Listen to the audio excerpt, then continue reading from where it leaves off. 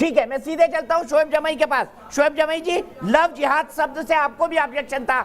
जिहाद शब्द लव में जोड़ना मैं भी ठीक नहीं मानता, लेकिन मुझे बताइए, जिहाद के नाम पर जब आतंकवाद हो रहा है दसियों सालों से, उस पर तो आप लोग खामोश रहते हैं। इस बहन के आंसू पर क्या बोलेंगे अब आप?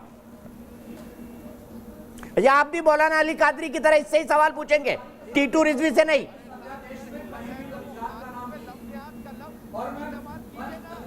नहीं, आप पहले से फ्री परसेप्शन बना लेते हैं, ये अच्छी बात नहीं है ना। पहले तो मैं अपनी बातें रख दूं, फिर आप परसेप्शन बनाई कि क्या मैं चाहता हूं। देखिए, फर्स्ट पॉइंट ये है कि जो बहन कह रही है अभी कि मुझे जान का ख़तरा है, तो मुझे तो हैरत इस बात का है कि उत्तर प्रदेश की प्रशासन क्या कर रही है। क्या ये उत्तर प्रदेश की प्रशासन और मुख्यमंत्री की लाचारी नहीं है कि वो एक बेटी की सुरक्षा नहीं कर पा रहे? तो सवाल तो सरकार पे उठता है, बेटी पर नहीं उठता है, और ना ही मैं उठाऊंगा। दूसरी बात, पॉइंट नंबर 2 ये है कि इस देश में आप उन्हीं का समर्थन करते हैं। मौलाना अली कादरी पूछ रहे थे, बताइए बताइए आपको पहचान नहीं मिली क्या? बताइए बताइए, आधार कार्ड नहीं देखा क्या? प्यार करने के पहले शोएब जमाई आधार कार्ड देखते हैं क्या? मुझे बताइए ना, प्यार करने से पहले शोएब जमाई किसी का आधार कार्ड देखते हैं?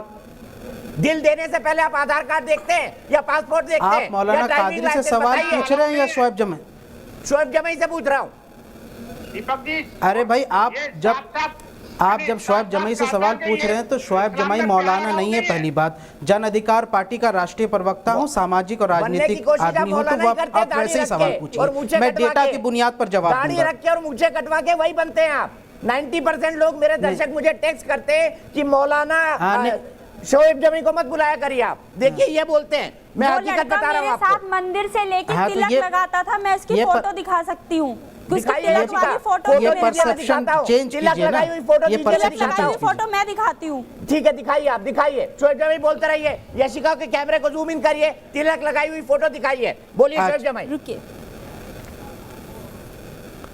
देखिए, पहली बात यह है कि इस देश में एनसीआरबी का इस बार डेटा आया है, जो 4,05,000 जो केसेस दर्ज हुए हैं महिलाओं के अपराध के खिलाफ, जिसमें 30% सबसे ज़्यादा डोमेस्टिक वायलेंस का केस है, और 8% रेप के केसेस हैं, और 20% किडनैपिंग के।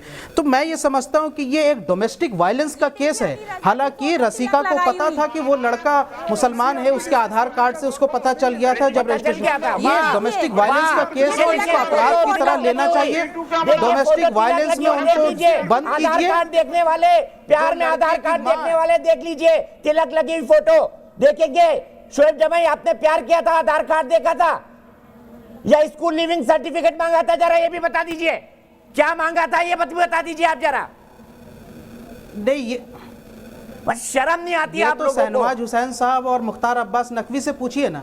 सर, सैफ अली खान की शादी में भी कोई दिक्कत नहीं है करीना से, और गौरी खान की शाहरुख से शादी में कोई दिक्कत नहीं है। दोनों ने एक दूसरे से पहचान नहीं छिपाई। टीटू बन के तिलक लगा के नहीं गया, कलेवा पहन के नहीं गया सैफ अली खान कि मैं हिंदू हूँ, मुझसे शादी कर लो। लड़की को घर से भगा नहीं दी गया, इंटर रिलीजियस मैरिज को ये कानून भी नहीं रोकता है। अभी बहुत अच्छा दिखा रहे हैं, झूठ का प्रचार करिए। मैं डेटा के बुनियाद पर कह रहा हूं। उत्तर प्रदेश की सरकार ने ही अभी एक आईजी रेंज, कानपुर के आईजी रेंज मोहित अग्रवाल के नेतृत्व में एक एसआईटी का ये गठन किया था, जिसमें 14 इस तरह के केसेस जिसमें मुसलमान लड़के थे और हिंदू लड़की थी, उसकी जांच की। उन्होंने अपनी रिपोर्ट दी और कहा कि कोई साजिश का एंगल नहीं है, किसी फॉरेन फंडिंग का कोई एंगल नहीं है। हाँ, अपराध जो एसआईटी बनी जगह पे अपराध, ये उत्तर प्रदेश की एसआईटी की रिपोर्ट है।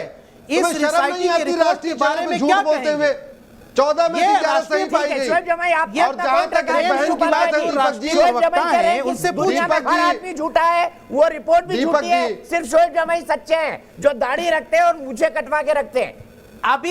अभी कानपुर आईजी रेंज की दीपक जी, आपकी डिबेट के बाद दूसरी बात यह है कि कानपुर आईजी रेंज की रिपोर्ट आपको नहीं पता है। एसआईटी की रिपोर्ट में क्या आई है? एसआईटी की रिपोर्ट में कहा गया कि कोई साजिश नहीं है, कोई प्लानिंग करके नहीं करते हैं, या फिर कोई फॉरेन फंडिंग नहीं है। आप इसको साजिश मत कहिए, बल्कि ये अपराध है और अपराध की नजर से देखा जाना चाहिए। ऐसे कई मुस्लिम लड़कियां होगी जो हिंदू घरों में शादी हुई है, वहां पर डोमेस्टिक वायलेंस हो रहा है। ये वो बातें आप जिहादी उल्लास के मामले में तो नहीं कहते। मार्केट में है जो लफ्ज़ जिहाद कर रहे हैं, उल्लास की वो बात जिहादी उठा के के बात पीछे बैठे हुए हैं, उनको चार डिफेंस कर एग्जाम्पल रहे बता हैं। दीजिए, ये इनके चार अलग अलग एग्जाम्पल रूप है। बता दीजिए, कोई मैं आपको 100 कोई दे दूंगा, उलेमा चार काउंसिल एग्जाम्पल बन के, बता कोई दीजिए, मौलाना उल्लास काउंसिल की बन माँ के, को कोई बिठा के जनाधिकारी पूछिए पार्टी ना। बन के, कोई सूफी अभी काउंसिल बन के, वैशाली की बेटी गुलनाज की माँ को बिठा के पैनल में पूछिए कि उसकी बेटी के साथ क्या कर रहे भारत थे। की वो बहन हिंदू बेटियों लड़के को उसको बुर्के में शादी कैद का करना जबरन झांसा दे रहे थे, अल्टीमेटली दबाव इनका बना रहे एजेंडा थे, है शादी नहीं की तो पेट्रोल डाल के जला संविधान दिया। को खत्म ये करना, हकीकत है सर। 2050 उसको में क्या यहाँ पे कहेंगे? सेकुलरिज्म खत्म करना, उस केस को क्या कहेंगे? 2050 में वैशाली वाले केस को? यहाँ भारत में शरिया लागू करना, गुलनाज की माँ को 2050 बिठाएंगे में पैनल पे। भारत की सभी बहन बेटियों को बुर्के अरे में भाई कैद बोलते करना, रहेंगे ये या इनका जवाब भी एजेंडा देंगे? है।